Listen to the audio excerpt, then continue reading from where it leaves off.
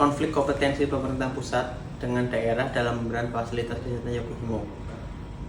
Pada dalam hal ini, pembangunan kesehatan itu tidak merata atau tidak optimal merupakan hasil dari berbagai tantangan yang harus kita hadapi atau semua yang harus kita hadapi mulai dari pemerintah, provinsi, hingga kabupaten kota. Kurangnya keseriusan para pemimpin daerah terhadap kemajuan kesehatan, termasuk ketimpangan yang mencolok dalam hal perkembangan wilayah, keragaman dalam kapasitas dan potensi, serta sumber daya yang tersedia, lalu variasi dalam jenis dan tingkat keparahan masalah yang akan kita hadapi. Kurangnya ketekunan dalam mengelola pelayanan kesehatan bagi masyarakat miskin dan ekonomi yang menengah ke bawah, serta kekurangan panduan nasional tentang delegasi kekuasaan dan masyarakat dalam penyaluran dana dari pemerintah federal ke daerah merupakan beberapa tantangan tersebut yang akan kita hadapi 2-3 tahun ke depan. Pembangunan fasilitas kesehatan harus diberi perhatian khusus oleh pemerintah dan masyarakat, karena itu merupakan bagian dari upaya untuk memenuhi hak dasar masyarakat. Saat ini, tahun ini, Indonesia menghadapi berbagai tantangan, termasuk disparitas tinggi dalam status kesehatan antara kelompok sosial dan ekonomi, dalam lingkup antar wilayah, serta antara perkotaan dan pedesaan. Oke, baik. Saya akan menjelaskan mengenai faktor-faktor yang menyebabkan kesenjangan yang ada di Yahukimo. Oke, mari kita sambil jalan-jalan biar santai. Jadi, faktor-faktor kesenjangan itu dibagi menjadi 3, yaitu desentralisasi, dekonsentrasi, dan juga tugas pembantuan. Di Yahukimo sendiri itu ada ketiga tadi itu dipakai semua.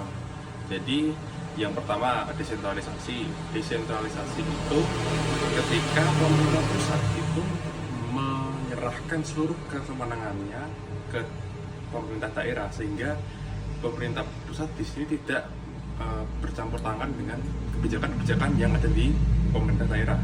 Sedangkan dekonsentrasi itu tuh istilahnya sebagian dipegang oleh pemerintah pusat, sebagian lagi dipegang oleh pemerintahan daerah.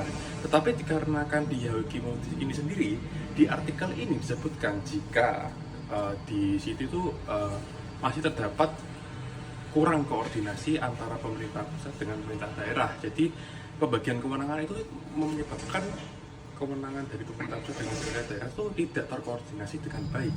Lalu yang ketiga adalah tugas pembantuan. Tugas pembantuan di sini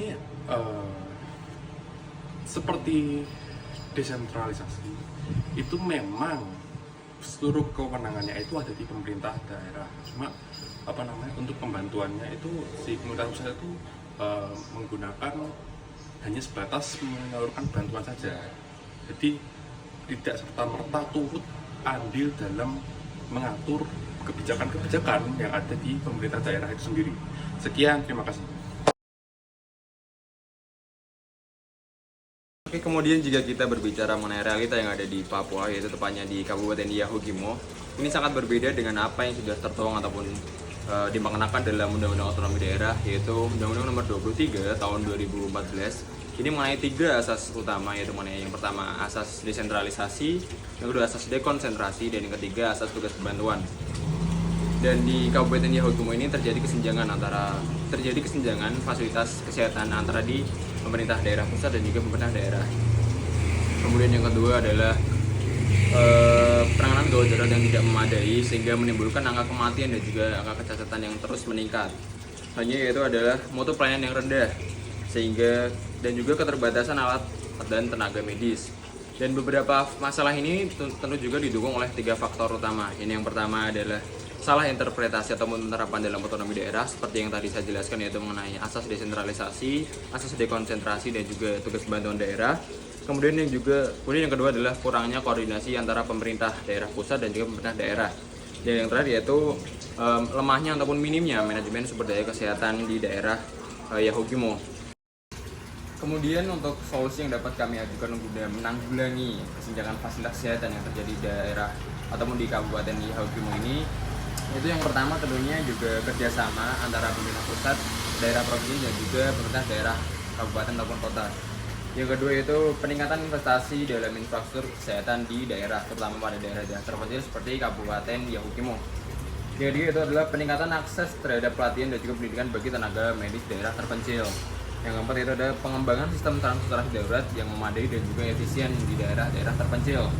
Dan yang terakhir adalah monitoring serta evaluasi secara berkala terhadap implementasi SPGDT ataupun Sistem Penanggulangan Gawat Darurat Terpadu.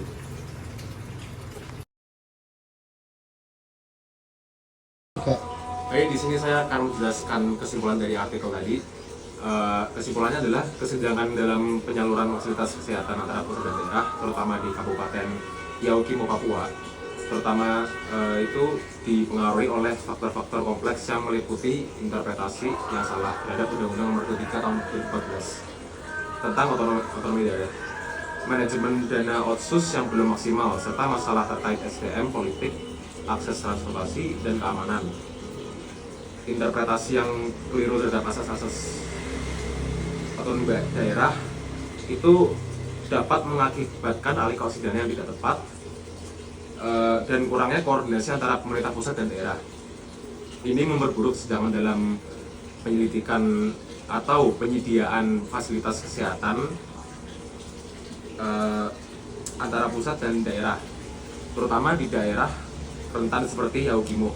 Dampak dari kesenjangan ini terasa secara langsung dalam peningkatan jumlah korban atau pasien yang meninggal atau mengalami kecacatan akibat penanganan gawat darurat yang kurang optimal. Selain itu, kesenjangan juga berdampak pada ketimpangan akses terhadap pelayanan kesehatan, di mana masyarakat di daerah yang kurang mendapat fasilitas kesehatan ini cenderung memiliki akses terbatas terhadap layanan kesehatan yang memadai. Untuk mengatasi kesenjangan ini, perlu dilakukan peningkatan investasi dalam infrastruktur kesehatan di daerah, lalu peningkatan akses terhadap pelatihan dan pendidikan bagi tenaga medis di daerah terpencil, lalu serta pengembangan sistem transportasi darurat yang efisien. Selain itu, monitoring dan evaluasi terhadap implementasi sistem penanggulangan gawat darurat terpadu juga diperlukan untuk memastikan bahwa semua wilayah mendapatkan pelayanan kesehatan darurat yang sesuai standar. Mama mau? Mau kasih? Ini ada om punya kue itu. Panggil mama. Mama. Mama Daud. Ya Son, kasih kue ke Mama Daud. Wah, wah.